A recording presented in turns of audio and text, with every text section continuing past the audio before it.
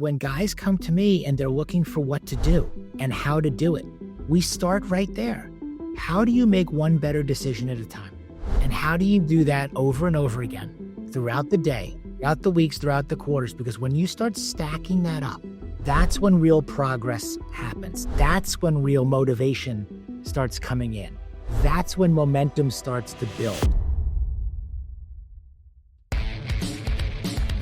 Welcome to the Bucket List Life Podcast with Trav Bell, the world's #1 bucket list expert. Bucket List Life's mission is to help you get off the treadmill, stop Groundhog Days, hack your habits, and live a regret-free life. Because we know life's way too short not to live your bucket list life. So please welcome your host, Trav Bell, the Bucket List Guy.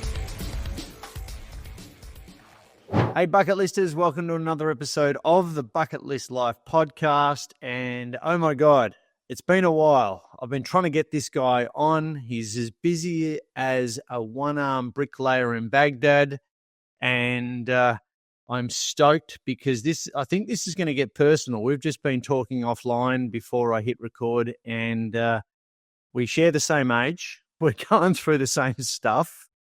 And there's going to be some absolute nuggets, not just for guys who are midlife, like us too, but certainly some unreal actionable steps coming out of it. So guys, grab a pen and paper.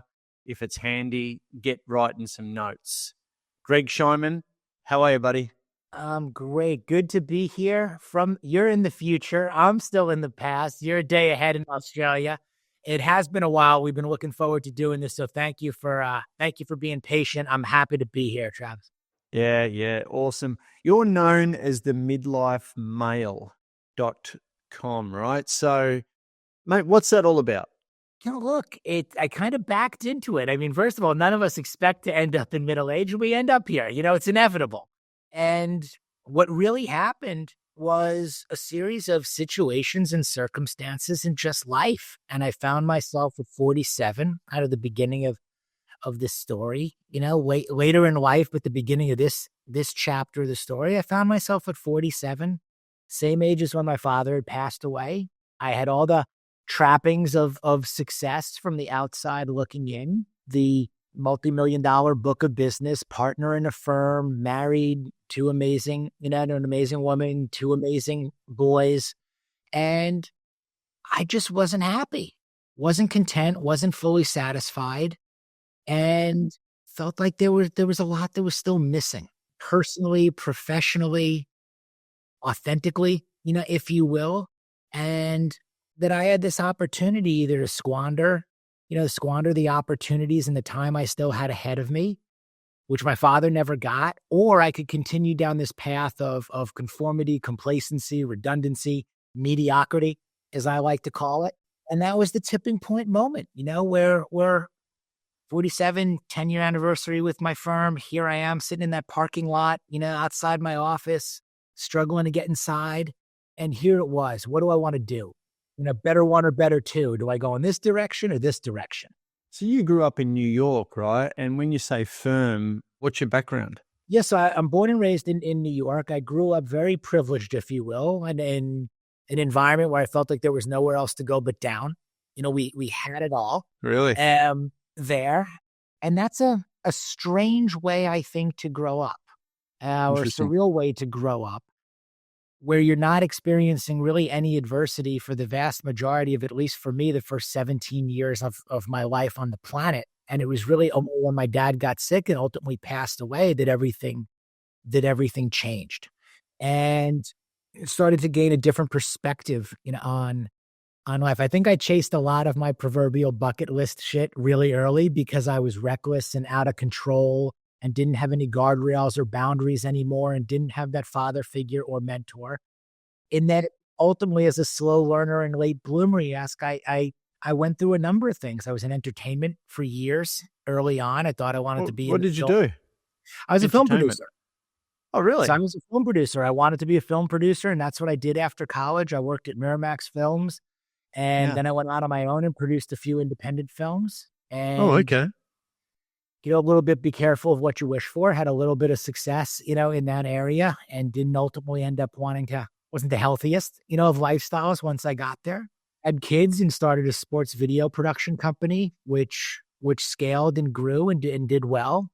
And then ultimately found myself at this place where, I had sold that business and taken a lot of risk in life.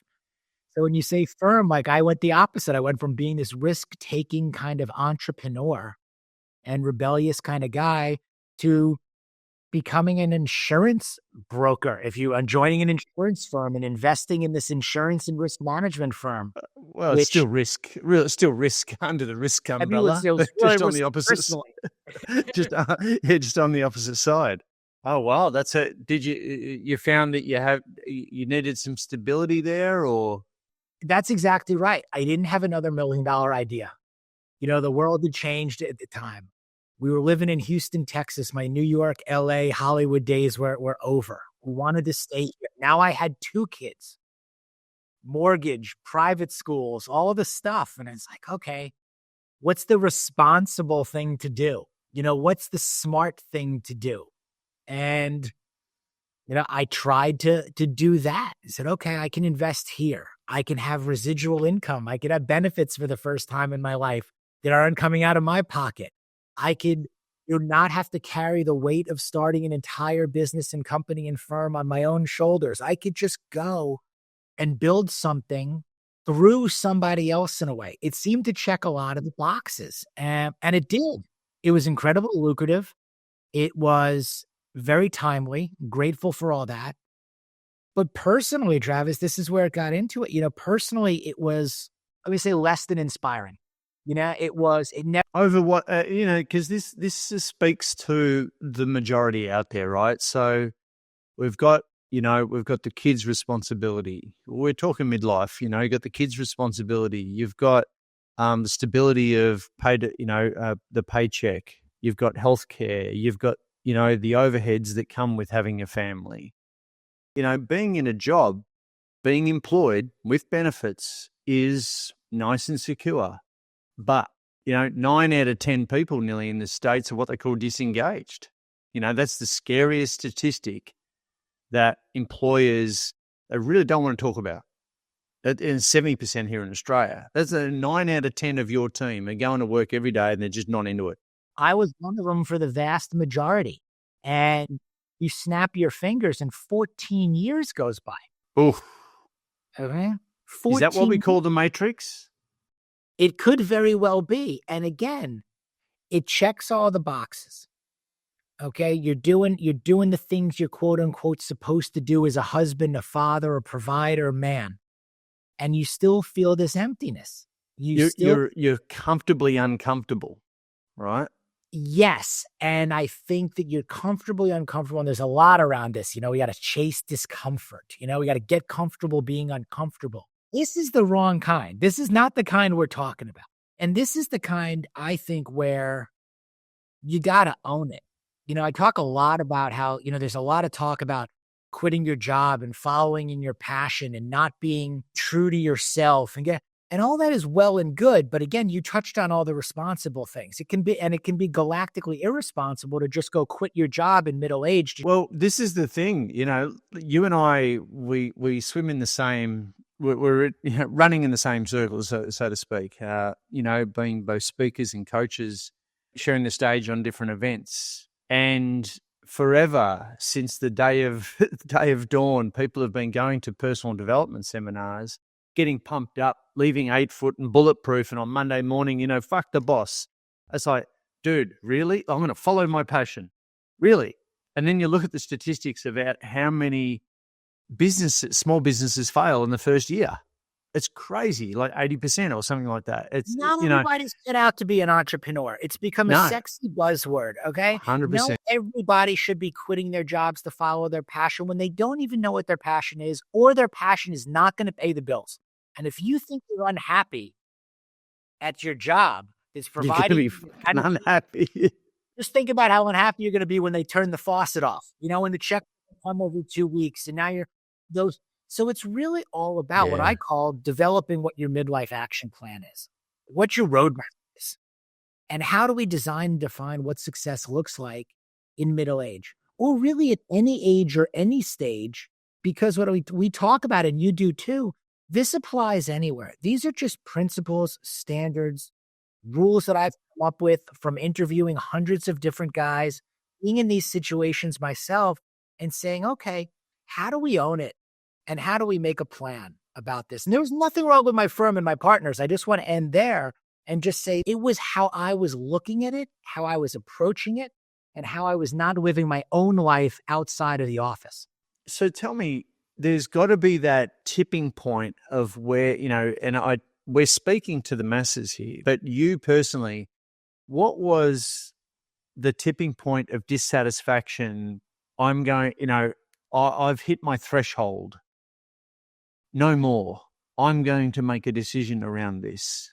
What does it have to, because everyone's got one, I reckon. And I'll tell you, look, I was not in a position where I could just get to that tipping point and say, the answer is I'm going to quit. That was not the right answer. And looking at the evaluation, I had equity in this firm. I had a large book of business, like I said. Oh, wow. We had an incredible overhead. I didn't have another great idea, if you will, to go out and start something, raise capital, put capital into it. The tipping point moment when I reached there was an opportunity to take a step back and go, okay, what are the issues? What's really driving this? And the issues were me. They were right in the mirror. Do we need a breakdown before breakthrough moment? Absolutely. I think there are a lot of ways to phrase it, and you phrase it really, really beautifully in that regard. For me, it was like, hey, I say something, chasing authenticity where authenticity doesn't exist is exhausting. The reason I was exhausted is I just wasn't really being true to myself. And there was a lot more that I found that I could control that was positive that I wasn't doing. I could cut down on the drinking. I could wake up earlier and go to the gym. I could coach my kids' teams. I could be a better husband. I could look for different kinds of clients and prospects that were more aligned with my personal passions that I could bring professional expertise to. It's all in perspective, I think, in how you see it and then how you operate. So the tipping point moment wasn't leave. The tipping point moment was reframing and redesigning how I was going to operate within this system. It's part of our society. It's part of our vernacular that we use on a day-to-day basis. We call it a midlife crisis. Yes. But I would say, look, you can sit there and you could call it a crisis. And I think it's real.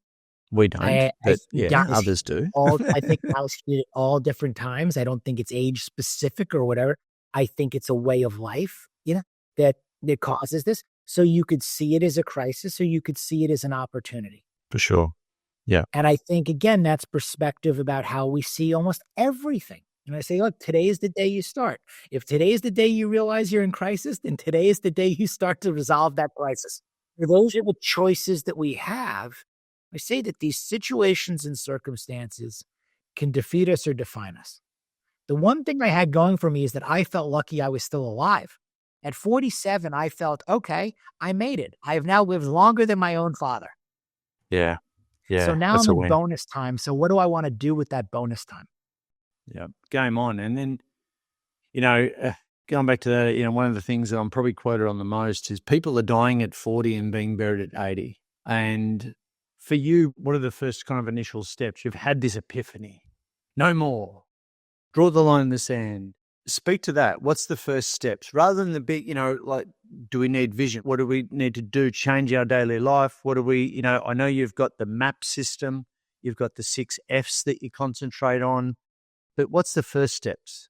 The number one thing is knowing what's important is what's most important. What I've come away with is I've come up with 5 rules.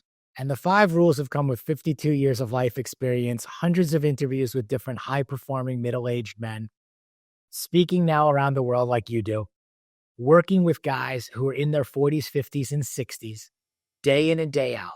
And it's a how game. It's not a why game. I get why you want to be a better husband, better father, better provider, better man. Most of these guys do. But we get hung up is in the how. So I love that you asked that question because that's what paralyzes the guys. Hey, I know why I want to do this, but I don't know how. And I'm afraid to ask for help. I'm not used to that. I don't know what to do. I don't know that first step. For me, the first step was just acknowledging that I don't know what I'm doing.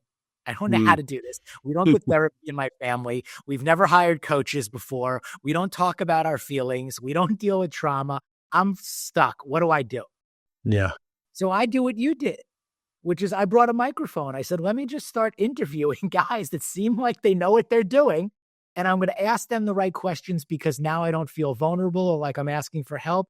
Now I have a responsibility to get those answers. But we're going to drop ego in order to do that, right? Like that's the thing. That's the thing that stops guys actually asking for help in anything, whether it be mental health, whether it be in business. The hardest thing in business to say as an entrepreneur is this question: can you please help me?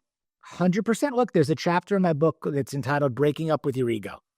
Ooh. And that's I had a guest on yesterday. We talked about ego death, which a lot of people face in plant medicine ceremonies. And in order to move forward is where you drop the ego, you become open. And it's amazing, guys. You know, like shit, maybe this is a theme that's happening for me right now. But you're right. I think it's something we work at constantly.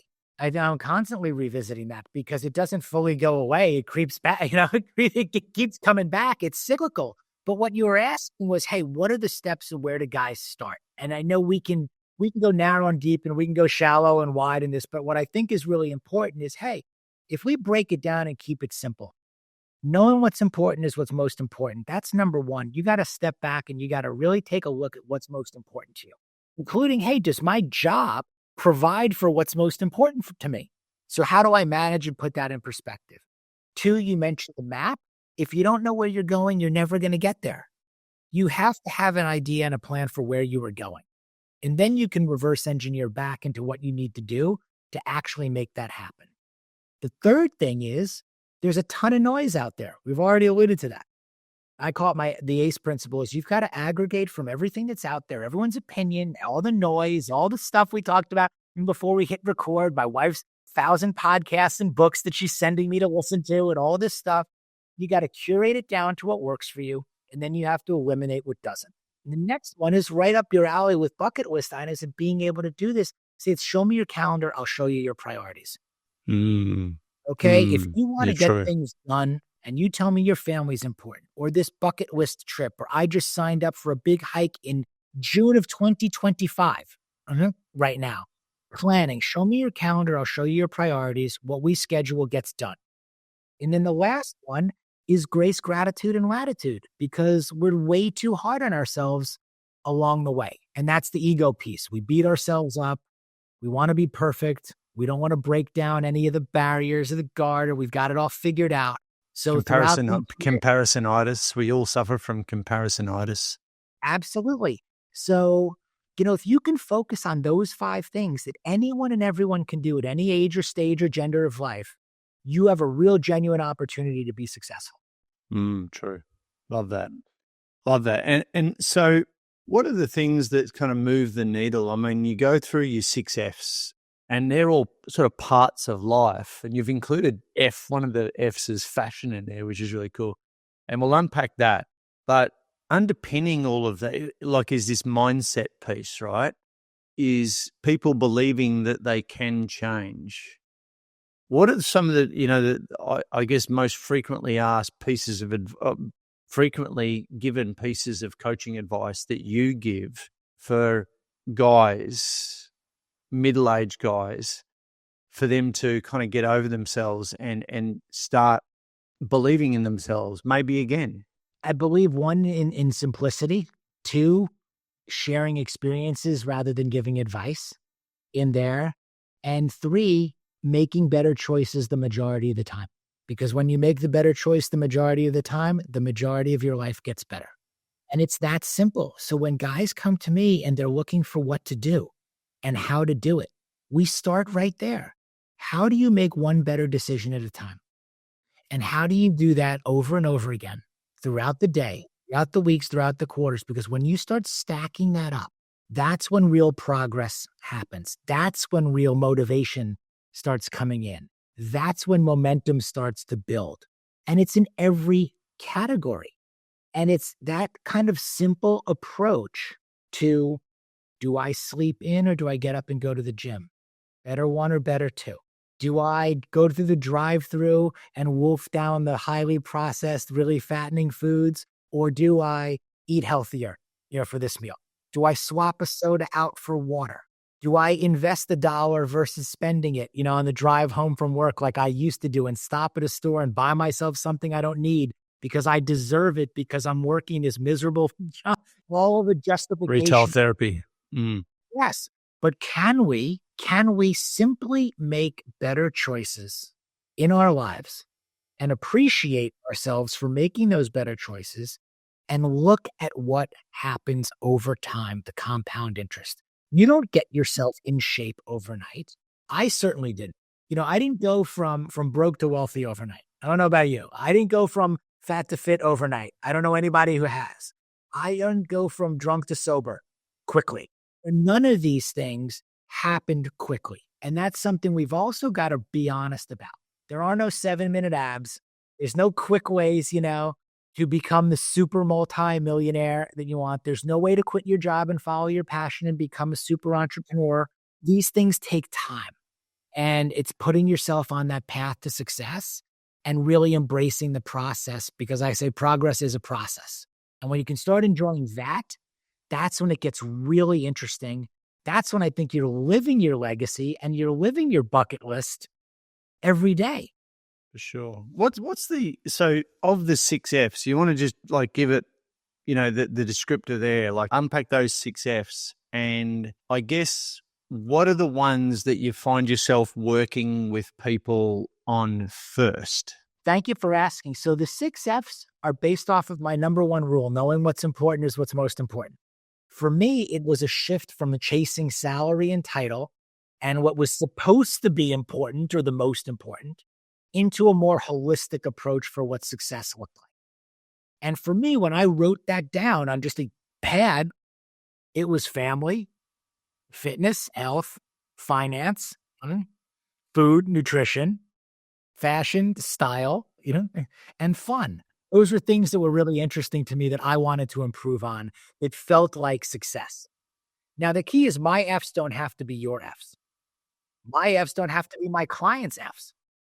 The ratio of what's important to anybody, even within those 6 Fs, the ratios can be different between us all in there. But the key is defining, again, what does your picture of success really look like? And, that's what I came up with for me. That's what works. I look at that pie chart. I look at the portfolio and say, how can I live with a balanced portfolio that's in the right ratios for what makes me happy? What makes my family happy, content, doing the things that we want to do, the way we want to do them, with who we want to do them with, or hopefully as long as we want to do them. And you go through each category, and it's really about having a standard and a philosophy for how each one needs to be. And those are individual standards as well. And for a lot of this, I dare say too, Greg, it's about controlling the controllables and helping people go from, victim to, and living, I dare say, reactively to proactively, and to, like I said, control the controllables. So what are the things that you find that if a guy comes to you and wants help, what's the area most commonly, addressed so that they can feel like they're in control again, controlling the controllables? Are you going out on a shopping spree with them? Going with the F in fashion, or putting more fun into their life? Are you looking at their food, getting them to the gym, or are they reconnecting with family, or because it can be all the above, but that'll be overwhelming. You nailed it with that. It's putting things in the right order. It's looking at what needs to be addressed with each individual in the right order. Now, for some, the majority of the guys are over-indexed. I know they have fallen into the over-indexing trap, and that's professional. What do you mean by that? Meaning, they've spent the majority of their life chasing, again, salary and title, getting up, getting dressed, going to work, putting themselves last. Like, this is what I do. And because of that, my health has suffered. My confidence has suffered. Maybe my ego has even gone up because I'm successful at this, but I don't really feel it inside. So I wear it, as this egotistical badge of honor, that's there. And maybe I'm not having as much fun as I used to, or the kind of fun that I want to. I'm networking or I'm out drinking and I'm making deals or I'm playing golf or poker. I'm doing all these things, but I'm out of alignment that I'm over-indexed, typically professionally. And because of that, my family relationship and dynamic is suffering and I feel like I'm suffering. So typically it starts there, and it starts taking a look at, okay, how can I control what I can control? Maybe I've spent the last 10, 15 years being the first one in and the last one out every day. Maybe I don't have to be that guy, anymore. Maybe I'm not the CEO of this company that I work at, but I am the CEO of my own life. So I can control that. What do I do on my own time, my own dime, that's going to move the needle? Maybe we're starting with health. It depends. Maybe we're starting with, I used to have to wear a suit to work all the time. And then I realized I actually don't have to, or I would never wear a suit by like outside of work on my own choice. What did I want to do to bring back confidence that's there? And we go back to assessing where the right starting point is. The basics, again, the simplicity of blocking and tackling. If you haven't exercised in 6 years, we're not starting you on a 7-day-a-week high-intensity interval training program the next day. No. We could be starting with something as simple as, hey, let's get an annual physical. Let's get some blood work done. Let's get baseline markers done. You wouldn't start a new business without a business plan, without an operating system. There's an order and a cadence and a way of going about doing things. It's the same with your fashion. It's the same with your fun. It's the same with your family. I say all the time, run your life like you run your business. And it needs to be measurable and quantifiable. Yeah. The biggest hacks, whether we like using that word or not, I don't know. Sometimes it irritates me a little bit. But what are the biggest hacks you see for midlife men? Let's dial in. What would you say? And I know, let's call it blanket statements. But what are the biggest hacks that you've seen move the needle for middle-aged men to feel alive again, have that sense of confidence again, feel in control again? The biggest hack is basics over biohacking. I love that you said first, it's prioritizing the basics over the hacks. Yeah. What are the basics? Sleep. Get good sleep. I'm get 6 to 8 hours of sleep. It's like the biggest hack ever, isn't it? Like just getting a good amount of sleep. Get an annual physical. Get your blood work and your basics done. Understand what your body responds well to and what it doesn't in terms of food and nutrition. People tend to start with hacking. They start to buy supplements. They try to buy solutions. Don't even get me started. I should take every supplement under the sun. I don't know why I'm taking red juice or green juice or 18 pills, but I know my friends are telling me to do all this stuff, or some influencer or whatever thing is telling me to do it. And they don't start with the fundamentals and having a plan and a strategy again.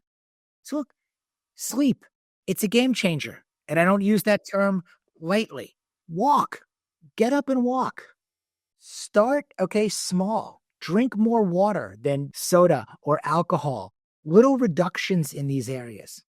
Get a primary care physician. Get a nutritionist. Interview and hire a trainer. Start with measurable, quantifiable, incremental steps that you can take without, again, jumping all these steps to look for shortcuts or hacks and spending. Those are expenses. What I prioritize clients about and men out there is, let's make investments. Investments return. Expenses is just money out the door and we get nothing back. Before you start spending and ratcheting up expenses, time, energy, money, let's talk about how we want to make investments in ourselves that are going to move the needle, like you mentioned. And the biggest hack is the basics. And the basics work. Lift weight, get sleep, drink water, be a good human being, prioritize yourself, prioritize your family, put good foods in your body, high protein, good carbs, good fats, limit fried shit. I mean, all the stuff that has worked for years. Now, if you want to really... But what's easy to do is easy not to do, right? Simple is hard. Yeah. That's my saying. Simple is hard, which is why most don't do it. And that's where preparation, discipline, and accountability come into play. Yep. Everyone says consistency. Okay. And I believe in consistency, but here's the truth.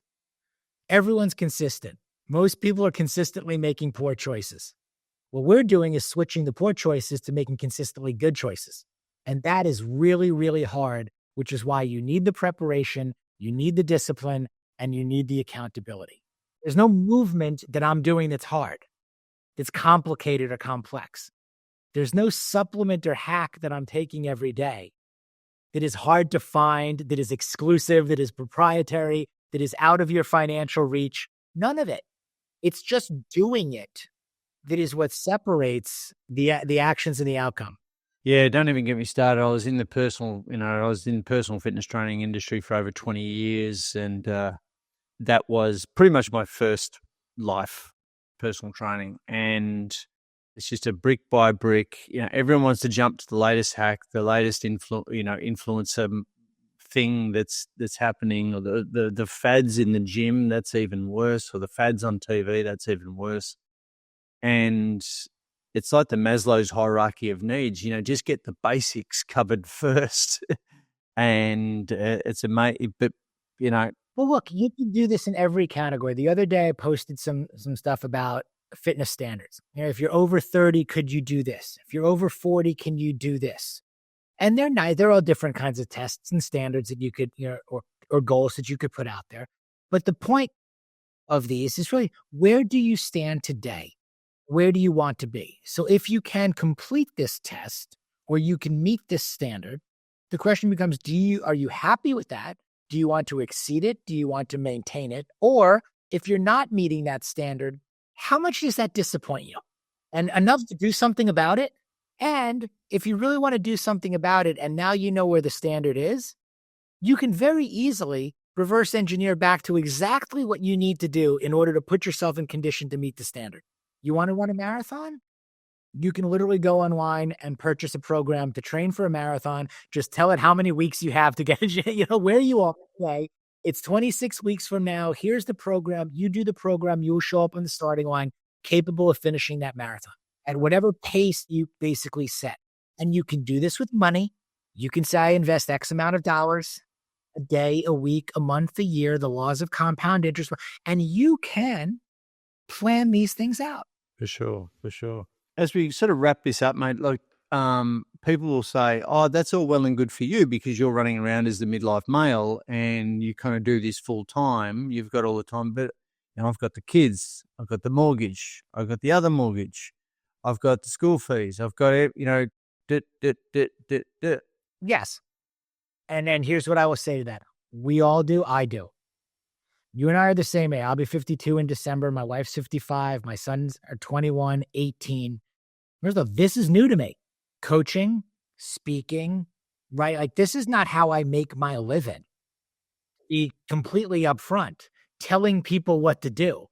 I've made my living doing it, making mistakes, failing, getting up again, changing how I behave and how I operate. And I am nothing special. I don't say that in a remarkable way.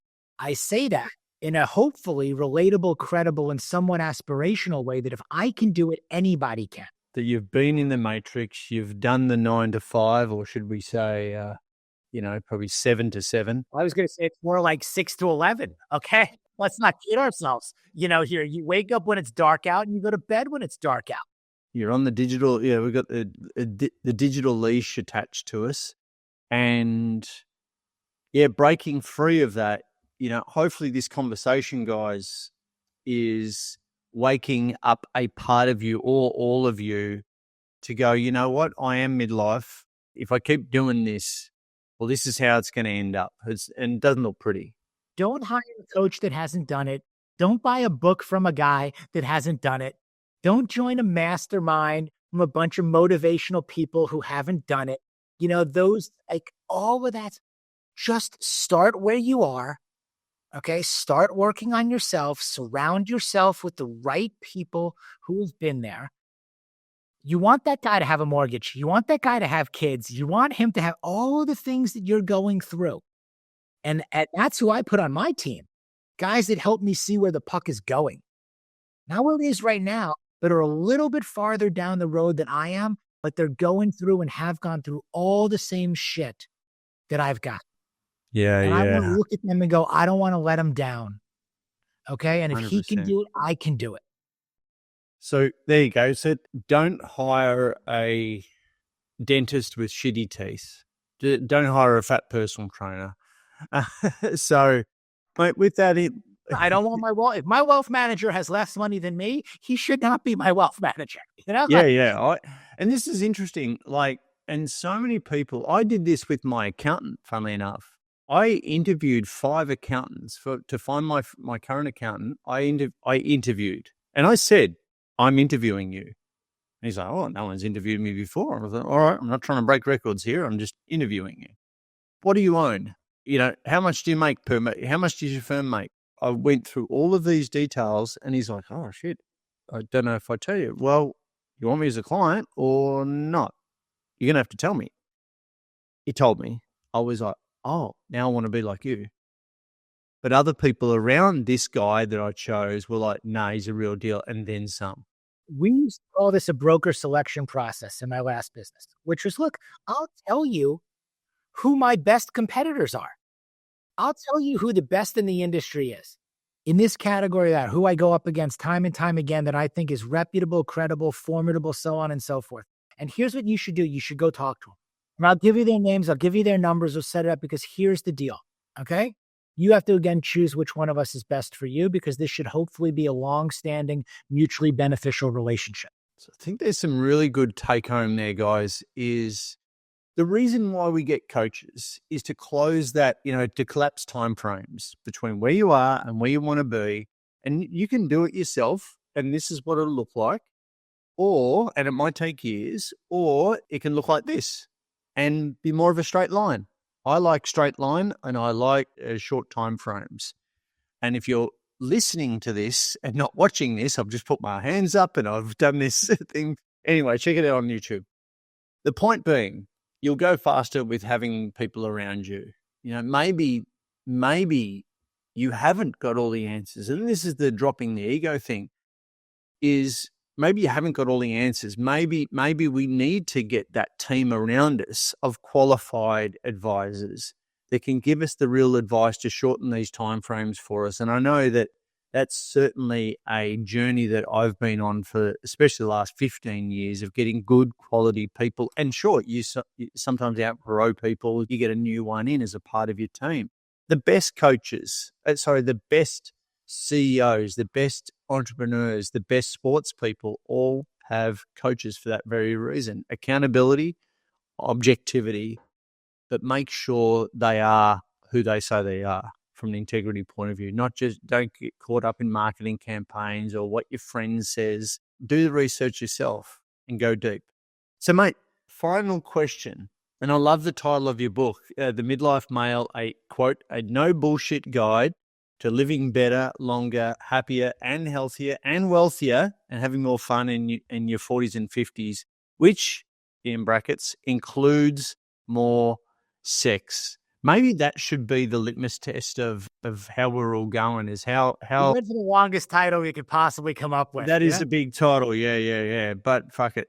So maybe that's a KPI that we need to tune into. How much we're getting laid how much are we getting laid every week? Is that a statistic that you measure with your men? It depends. I think, look, the most common answer I'll say to almost every question is it depends. And that's the truth. Talk to more and more experts over and over again. And which answer you're going to get most of all? It depends. Because there's a lot of nuance. There's a lot of gray area in these things. There are a lot of differences between all of us. I don't know a whole lot of guys that are unhappy, that are well fed and well fucked. Okay? And that's another chapter in the book. The chapter of the book is, feed us and fuck us. Okay. We're pretty simple creatures overall. And it's always a conversation starter. It always gets a lot of buzz, but you would also be surprised, or maybe not, at how many women reach out when I've posted that, or they've seen that, chapter this, or titled this, or talked about that. How many women send me messages that go, so true, or somebody finally said it, or whatever else it is in there. And they don't mean that in a disparaging way. And they don't mean that in a simplistic, toxic, masculine, any of this other shit way. They mean it in a generous and genuinely male and female way of, do we have good relationships? Are we happy? If we're happy with one another and our relationships, and my wife's happy with me and I'm happy with her, then we're attracted to one another. We go back again to the basics. What we put on our body, what we put in our body. What's more important than those two things? Love it. Love it. No, I think, and on a previous episode, I had, you probably know him, Keith Yackey, and he helps men get laid within their marriage. So him and Jesse, his partner, they have an amazing podcast called The Married Game. And it's all about helping guys get laid within their marriage, you know, like, and it's the same sort of stuff as you've been talking about on this episode, mate. It is getting that confidence back, getting that swagger back, getting that fitness back. And I think we can talk. We could. And I just want to try, like, this is about being proud of yourself too. If you want to be, again, those things, hey, I had a lot of guys that come to me and go, if you looked in the mirror, would you want to fuck you? Like, let's be serious now. I love that. You have to be honest here. Yes, you've got money. You got this. You're not a bad guy and everything else. But you know what? We have to also take care of ourselves. And I'm not saying you have to be jacked or all these. But again, are you a good person? Are you taking care of yourself? Do you have pride in your appearance? All of these other things. Are you the kind of person that you would be attracted to? Ooh. My answer is yes. I'm going to go with yes. So but that's all right. So that's a cool way to look at it. Fuck it. I've never heard that. Hey, I'm contemplating that. I'm going to ask that of guys this week. I'll quote you and just see what they say. Anyway, last question. Imagine, look, you've already been in this situation. So imagine a big stadium full of people. Up the front, we've got a raised stage and a big booming microphone. What would you love to say, and who do you choose to be in the audience? Wow, that is a great question. You know, it's interesting because we get to speak to so many people out there, and I find the big stage to actually be a lot easier than the small room and even the one-on-one conversation. I'd love an empty arena, man. And I'd love my dad in it. And I'd love to talk to him about the things that we haven't been able to talk about for the last 30 years. And I'd want my boys to be there in the band, on stage with me. And I'd want my wife to be in there because she never met him. And I'd like to make up a lot of time. Oh, dude, that just got me. Yeah. Wow. That's the best fucking answer I've ever had on this podcast. Well, I appreciate it because when I get up on that stage now and you're there too, it's like, that's what I find myself thinking about. Like, not the 1,000 people or whatever the size crowd is, big or small. I find myself thinking about that. What would he think of this? Dude, that's really cool. That's really fucking cool. And hopefully that dropped for everyone. That's powerful shit. How can people get in contact with you? Thank you. I'm easy to find. So go to midlifemale.com. You can subscribe to our newsletter. You'll get access to me. You'll get my free How to Maximize Midlife guide. You can get it all there, coaching, speaking, all that. That's the easiest place. On Instagram, at Greg Scheinman. I'm active there. LinkedIn, because that's where a lot of us midlife guys hang out. No, we don't want to. But I'm not hard to find. But so start there. Midlifemale.com, at Greg Scheinman on Instagram. And I try to engage with everybody I possibly can, like you. Yeah, man. And you're amazing at your TikTok dances too. No, I'm only joking. So bro, thanks heaps for making the time, spreading the love, making impact as you do. Guys, connect, hang out. You know what to do. Subscribe to the podcast. Get into Greg's world as well. Give it a love heart. Give it a thumbs up. Give it a review. Subscribe both on YouTube, Apple Podcasts, Spotify. You know the deal. Guys, until next time, thanks a lot for tuning in to the Bucket List Life podcast. I'll see you next time. Thanks so much for listening to the Bucket List Life podcast with the world's #1 bucket list expert, Trav Bell. For more great content, go to www.thebucketlistguy.com. We'll see you next time.